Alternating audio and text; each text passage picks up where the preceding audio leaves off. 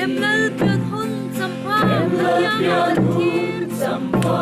mat yang akan thiên ngôi lệ san siruang yang ngôi lệ san bầu ruột yang leng ngày lai tu ngày lai sual tu renan mo o kirselila Bethlehem kapui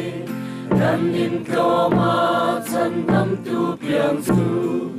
Manalikan lom loma sela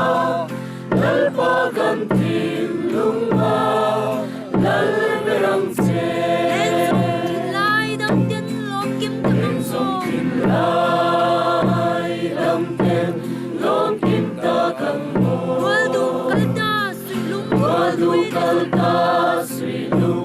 wal pui te song kha ai ma silo rem lal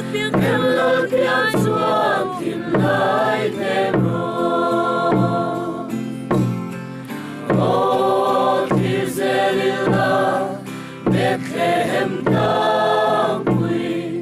dan in koma san tam tu piang su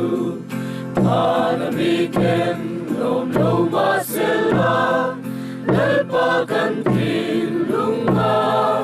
lal berang se lom lai parang full nile hundel lom lai parang full nile hundel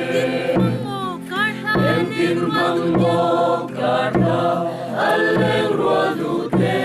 lai dam tin lai dam ten phang la he hun long om hi limin lom la lo